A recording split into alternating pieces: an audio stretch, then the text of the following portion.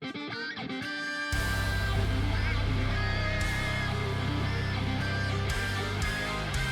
sure I'm recording this time. I definitely did this whole fucking comm ad once already, and apparently didn't hit start recording. Although I hit something. I don't know what it was, but it wasn't start recording, so here we are. Trying this once again. Welcome into this edition, this playoff edition of the Commish Address. We're going to start in Week 15 as we take a look at the teams that made it in, the teams that did not make it in, 6 in the primary playoffs and 6 in the secondary. Just need to make a quick adjustment here. Beautiful. Let's take a look at Week 15 in the secondary Toilet Bowl playoffs. I was playing Rob. I did come away with the win, so I will not be playing for the Toilet Bowl. Yay. And Whiskey Jack beating a Dumpster Fire. He will not be playing in the Toilet Bowl. Of course, our two last place teams, Commissioner's Pity Prize and Kamara Chameleon, will have a bye week in the Toilet Bowl playoffs.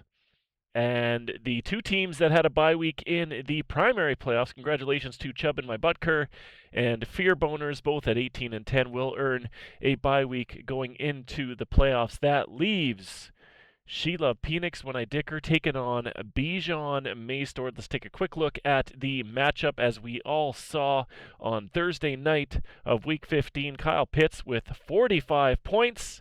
For Wade, he had 11 catches for 166 and 3 tutties, giving Wade a huge lead heading into the weekend. And guess what? It wasn't enough. The rest of his team shit the bed, earning Wade the dumb bitch of this playoff edition of the Commissioner's Address, as he will get pounded 206 to 125. Eric with 206 points. Trey McBride with 37. He has been so good this season as the number 1 tight end in fantasy football. Bijan had a good day as well with nearly 30 points. And Matt Stafford kept it rolling as he beat his old team, Detroit. And the other matchup, we have Jordan taking on the waiver wire and Nick. And this was a slightly lower scoring affair, a slightly less embarrassing beatdown, but Nick only 135 points against Raw Brown Puka with 179. Amon Ra with 41, Puka Nacua with 27. How good have those two been all season long for Jordan? Jonathan Taylor has been less than stellar of late, but how do you sit him? He only had 13 points, unfortunately.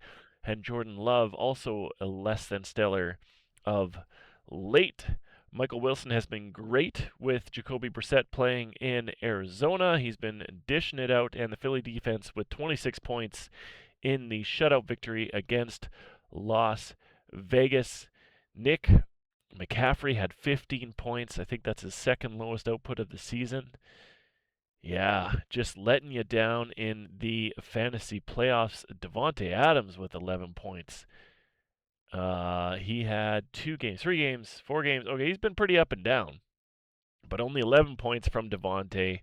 That is unfortunate, and it's not going to get it done as Jordan moves on with 179 points going into Week 16, where the gentlemen with the 2 bye weeks come into play in the first matchup of the 2 guys coming in. Chubb and My Butker taking on Bijan Maystor. Chubb and My Butker putting up a decent outing with 144, but it was not enough as Bijan is just rolling through these playoffs. 206 points last week, 184 this week. Getting into the fantasy football finals, Bijan Robinson with 29.5 last week, 29.8 this week, and 30 from Stafford in that loss against Seattle. If you guys did not see that game, I highly recommend going in and watching the highlights from it. That game was so good. Seattle with the victory, temporarily moving them into the number one spot in the NFC. Both conferences, just a wild race right now. I'm honestly I'm loving this season of football. It feels like anybody could be up there. Jacksonville playing well. Um, there's just some random ass teams up there. The Colts, of course, have dropped off since their hot start. You got the Chargers up there. You got Denver up there. You got New England up there. You got one of these two AFC North teams making it in Pittsburgh or Baltimore. You've got one of the two NFC South teams going to make it in either Carolina or Tampa Bay. Both of those divisions are going to have teams limping into the playoffs. And then you have the NFC West, which might have three 13-win teams by the end of it, with the 49ers, the Rams, and the Seahawks. It is just a crazy finish to the season. I'm excited to see this first round of the playoffs and to see who comes into it. But let's get back to fantasy football. Chubb and my Butker not getting a playoff win this season despite the first place finish in the regular season. Bijan Mastord, just a little bit too much to handle. In the other bye week team coming into the second round of these playoffs, putting up, again, a not terrible 140 plus week, but it is not enough. This was such a close matchup. Lamar Jackson with less than 4, Lamar with less than 5, Jordan Love with less than 4. Certainly not helping either of these guys' cases. Puka Nacua with 46.5.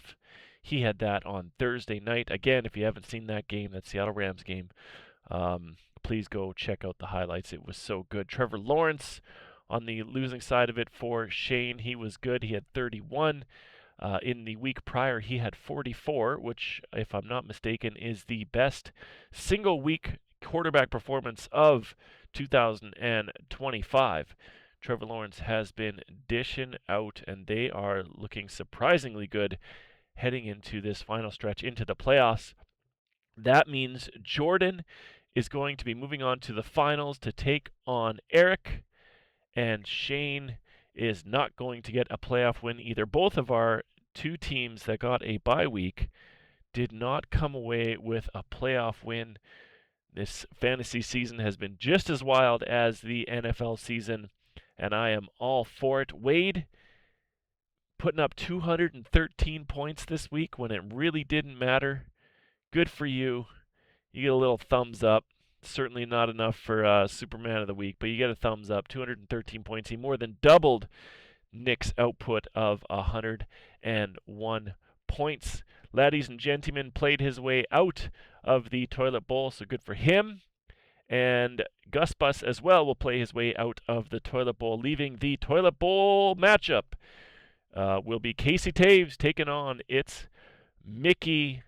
Let's take a closer look at Week 17, the final week of our season. We've got Jordan taking on Eric for the first place prize. We have Fear Boners taking on Chubb and my Butker, the 1 and 2 seeds from the regular season. We'll be fighting for that third place prize. And then we have It's Mickey against Casey Taves for the toilet bowl. It is going to be an interesting finish. Let's take a close look at the final matchup here. There has been a couple games played already over the Christmas holidays. Dak Prescott had 22. Sutton and Williams had a combined 13 for Eric. So not an amazing start, but not a bad start for Eric. And on Jordan's side, we have Amon-Ra with 14 and his kicker with just under 6. Again, not amazing, but not a bad start. Right now, their projections have them within 4 points.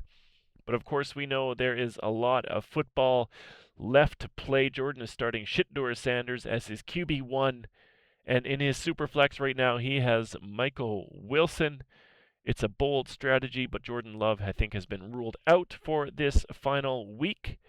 And when push comes to shove, you got to do what you got to do. Good luck to both of our guys in the finals. Of course, we know Jordan won everything last year, and Eric won the 2 years prior to that. So maybe next year, some of the rest of us can do something because it has been nothing for us. It's just been, fuck. Well done to Eric and Jordan. You guys have been dominating this league now for 3+ years.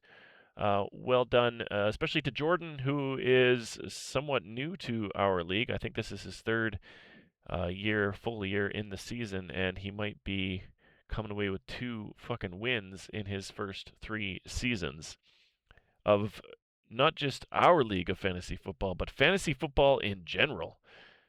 And maybe that's the key in winning fantasy football. I won early in our league. I won in 2013 and then again in 2015 because I didn't have favorites. I didn't have teams that I liked. I didn't have guys that I liked. I didn't have rapists that I cheered for. It just, or maybe I did. Maybe I did. I had rapists on my team. Maybe that's why a person wins fantasy football. But then you get into it and you start to learn to like guys and learn to dislike guys. And you start getting guys on your team that were, they were good. And you put them on your team next year and they were good again, but you paid a good price for them. And some maybe I just got to I got to put all the felons on my team next season. Maybe that's the key. Anyway, I digress. Good luck to Jordan and Eric. Make sure you guys all check out the store. The hats are there as well. If you have any questions or concerns, please feel free to reach out to Spencer. He's happy to answer all of your questions. I'm kidding. Don't go to him. Come to me. Thank you guys for playing in the league this year. I've had so much fun, even though I did not make the playoffs. It's been great.